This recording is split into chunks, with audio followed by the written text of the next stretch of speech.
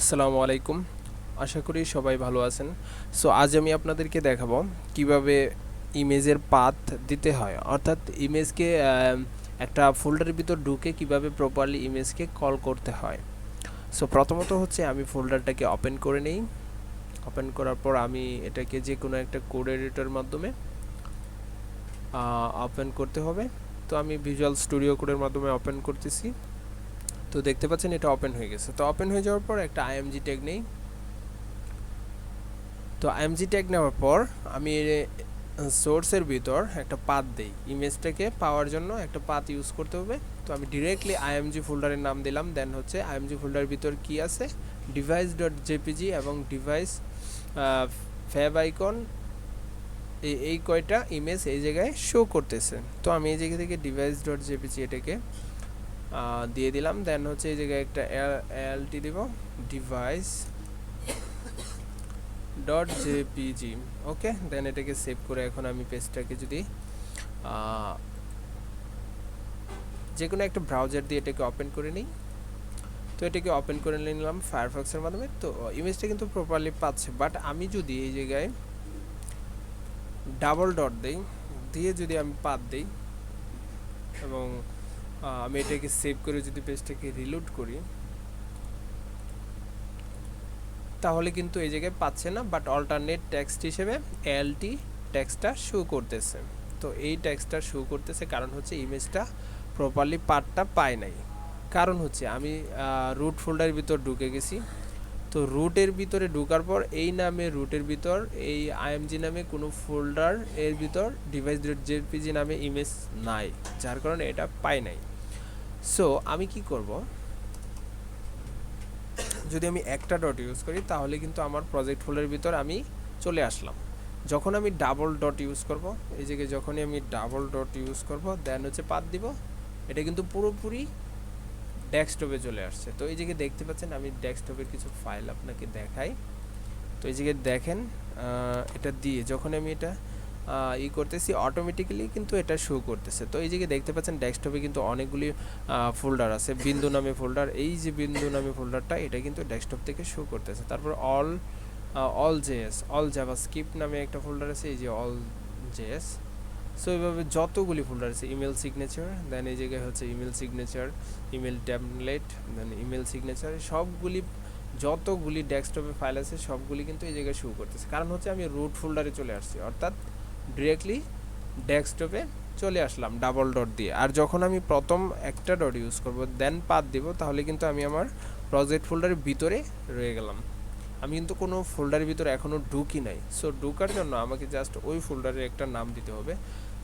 দেন হচ্ছে ইমেজের নামটা এই জায়গায় দিয়ে দিলে, এখন সেভ করে যদি আমি পেজটাকে রিলোড করি, তাহলে দেখতে পাবো ইমেজটা কিন্তু শো করতেছে। কারণ হচ্ছে প্রথমে কি করছি, আমি আমার ডিরেক্টলি ফোল্ডারের ভিতর না ঢুকে আগে প্রজেক্ট ফোল্ডারের ভিতর ঢুকলাম। একটা ডট দিয়ে প্রজেক্ট ফোল্ডার, যে কোনো প্রজেক্ট ফোল্ডারের ভিতরে ঢোকার জন্য প্রথম একটা ডট দিতে হয়। দেন হচ্ছে ওই প্রজেক্ট ফোল্ডারের ভিতর যে ফোল্ডার আছে, আপনি যে ফোল্ডারের ভিতর ঢুকতে চান ওই ফোল্ডারের নামটা এই জায়গায় দিয়ে দেবেন। দেন নামটা দেওয়ার ওই ফোল্ডারের ভিতর যে ইমেজটা রাখছেন ওইটার নাম দিয়ে দেবেন। সো সবসময় মনে রাখবেন একটা ডট দিয়ে হচ্ছে প্রজেক্ট ফোল্ডারের ভিতর ঢুকতে হয়, আর ডাবল ডট দিয়ে হচ্ছে পুরো রুট ফোল্ডারে যেতে হয়। অর্থাৎ ডিরেক্টলি ডেস্কটপের ভিতর যে ফোল্ডার আছে, যতগুলি ফোল্ডার আছে ততগুলি ফোল্ডার আপনি ডেস্কটপ থেকে সিলেক্ট করে এই জায়গায় ইমেজগুলো দিয়ে দিতে পারেন। সো আমি একটা ডেস্কটপের ইমেজ এই জায়গায় নিয়ে আসি ডাবল ডট দিয়ে। দেন হচ্ছে এই ডেস্কটপের যত ফোল্ডার আছে সবগুলি ফোল্ডারের ভিতর ঢুকে গেলাম। তো এখান থেকে আমি আইএমজি নামে একটা ফোল্ডার আছে, এই জায়গায় দেখে নিই। এই যে আইএমজি নামে যে ফোল্ডার আছে এটার ভিতর ঢুকে গেলাম। দেন এই জায়গা থেকে একটা ইমেজ সিলেক্ট করে এখন যদি আমি সেভ করি, এই ইমেজটা কিন্তু এখন কি হবে, এটা চেঞ্জ হয়ে ডেস্কটপ থেকে কিন্তু এখন এই ইমেজটা চলে আসছে। সো এটা ডেস্কটপ থেকে আমি কি করছি, পার্টটা পেয়ে এই জায়গায় দিয়ে দিছি। সো যার কারণে এটা ডেস্কটপ থেকে শো করতেছে। সো প্রথমে কি করব, রুট ফোল্ডারে যাওয়ার জন্য, অর্থাৎ সরাসরি ডেস্কটপের কোনো ফোল্ডারকে সিলেক্ট করার জন্য ডাবল ডট ইউজ করে দেন হচ্ছে পাথ দিয়ে দেব। যদি আমরা আমাদের প্রজেক্ট ফোল্ডারের কোনো ইমেজ আনতে চাই, তাহলে প্রথমে একটা ডট দিয়ে দেন হচ্ছে যে ফোল্ডারের ভিতর ঢুকতে চাই প্রজেক্ট ফোল্ডারের ভিতর, ওই ফোল্ডারটা দিয়ে দেবো, দেন হচ্ছে ইমেজের নামটা। আর যদি আমরা সরাসরি আমাদের প্রজেক্ট আইএমজি ফোল্ডারের ভিতরে ঢুকি তাহলে আইএমজি নাম দিয়ে দেন হচ্ছে এটা দিয়ে দেবো।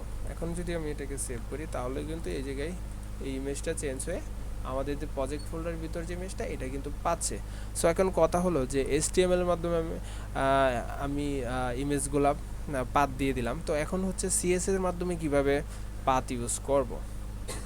সো এই জায়গায় আমাদের প্রজেক্ট ফোল্ডারের ভিতর দুইটা CSS আছে, একটা হচ্ছে ডিরেক্টলি কোনো ফোল্ডারের ভিতর সাব ফোল্ডারের ভিতর না রেখে সরাসরি প্রজেক্ট ফোল্ডারের ভিতর রাখছি, style.css নামে যে ইয়াটা আছে CSSটা, এটাকে প্রথমে ওপেন করি। তো এটা ওপেন হচ্ছে, সো এটা ওপেন হয়ে গেল। তো আমি এটাকে কেটে দিই। আমার যে এই জায়গায় index.html ফোল্ডারের ভিতর একটা ডিপ নেই,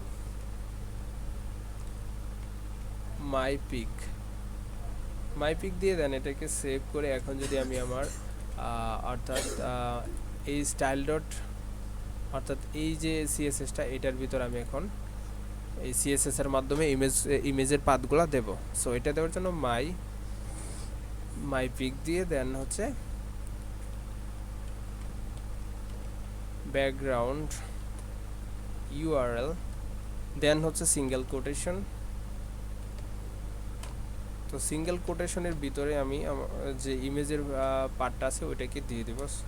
সো ওইটা দেওয়ার জন্য দেন হচ্ছে এই একটা ডট দিয়ে কী করলাম, আমার প্রজেক্ট ফোল্ডারের ভিতরে ঢুকলাম। তো যেহেতু CSSটা প্রজেক্ট ফোল্ডারের ভিতর সরাসরি কোনো সাব ফোল্ডারের ভিতর না, যার কারণে এটা কিন্তু একটা ডট দিয়ে নিতে পারতেছি। সো একটা ডট দেওয়ার পর এই জায়গায় আইএমজি ফোল্ডার আসছে, আইএমজি ফোল্ডার থেকে দেন হচ্ছে device.jpg অথবা এই যে তো অন্য একটা ইমেজ নেই,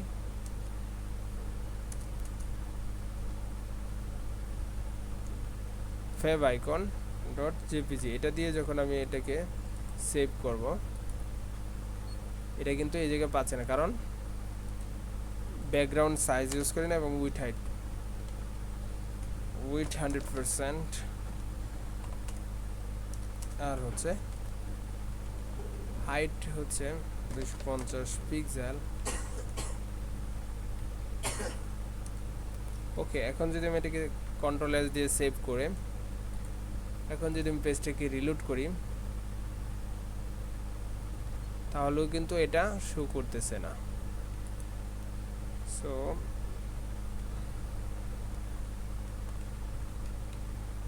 ব্যাকগ্রাউন্ড সাইজ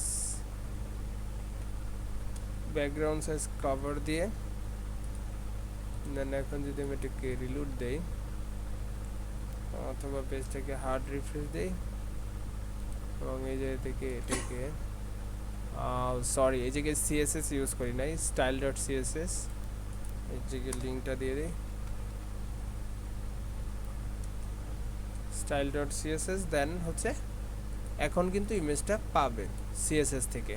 সো দেখতে পাচ্ছেন এই জায়গায় অনেক বড় হয়ে CSSটা চলে আসছে। আমি জাস্ট এই জায়গায় একটু উইডথটা কমিয়ে দিই, উইডথটা হচ্ছে 250 পিক্সেল অ্যান্ড দেন দিয়ে যখন আমি এটাকে সেভ করব তো তখন কিন্তু এই জায়গায় ইমেজটা এই জায়গায় দেখতে পাচ্ছেন শো করতেছে।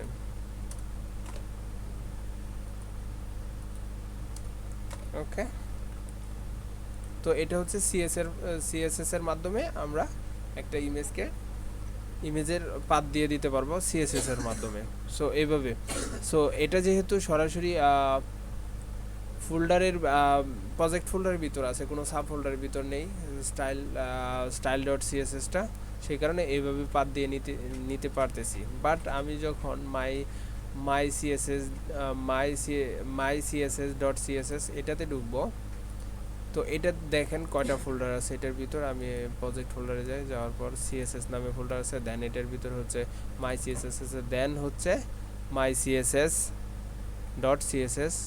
এই নামে ফাইলটা আছে। তো এটার সাব ফোল্ডার কিন্তু দুইটা, প্রথম হচ্ছে my css দেন হচ্ছে CSS, তারপরে কিন্তু ফোল্ডারের ভিতর ঢুকতে হবে।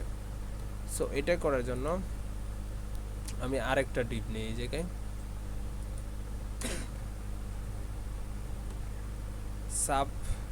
সাব নেওয়ার পর আমি এই জায়গায় জাস্ট হচ্ছে সাব ব্যাকগ্রাউন্ড ইউআরএল, দেন হচ্ছে সিঙ্গেল কোটেশন এবং হাইট দিয়ে দিই হাইট 200 পিক্সেল এবং উইডথ 200 পিক্সেল। এখন আমাকে আমার প্রজেক্ট অর্থাৎ আইএমজি ফোল্ডারের ভিতরে ঢুকতে হবে। সো ঢোকার জন্য প্রথমে কি করতে হবে, এই ফোল্ডার থেকে বের হয়ে এই ফোল্ডারে আসতে হবে, মাই সিএসএস, দেন হচ্ছে সিএসএস, দেন হচ্ছে প্রজেক্ট ফোল্ডারের ভিতর যে ইমেজটা আছে ইমেজ ফোল্ডারের ভিতর ঢুকতে হবে। তাহলে কি করতে হবে, আমাকে মাই সিএসএস ফোল্ডারতে পিছন দিকে আসতে হবে, পিছন দিকে এসে এই নিউ প্রজেক্ট ফোল্ডারের ভিতর এসে দেন হচ্ছে ইমেজ ফোল্ডারের ভিতর ঢুকতে হবে। তো প্রথমে কি করব, এক ধাপ পিছনে চলে আসলাম ডাবল ডট দিয়ে, দেন হচ্ছে আবার ডাবল ডট দিয়ে পাত দিব, তাহলে কিন্তু 2 ধাপ পিছনে চলে আসলাম, আমরা সরাসরি প্রজেক্ট ফোল্ডারের ভিতর চলে আসলাম। তো এখান থেকে এখন আমি হচ্ছে দিয়ে দেবো হচ্ছে আইএমজি ফোল্ডার, দেন হচ্ছে এটাকে সেভ করে এখন যদি আমি রিলোড করি তাহলে দেখতে পাবেন এই জায়গায় ইমেজটা কিন্তু পাচ্ছে, বাট ক্লিয়ারলি এটা অর্থাৎ ইমেজটা কিন্তু রেসপন্সিভ হয় না, যার কারণে ইমেজটা ক্লিয়ারলি আসতেছে না। জাস্ট দেখানোর জন্য যে কিভাবে ইমেজের পাথগুলো করা হয়।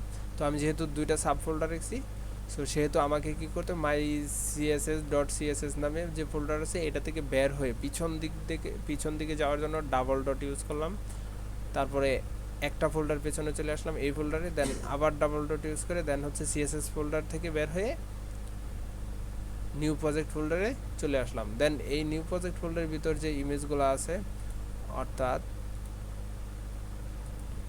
এই জায়গায় কিন্তু ইমেজটা আছে, যার কারণে আমি এটা থেকে পেছনে আসলাম, এটাতে পেছনে এসে নিউ প্রজেক্ট ফোল্ডারে ঢুকে দেন হচ্ছে এটাকে দিয়ে দিলাম।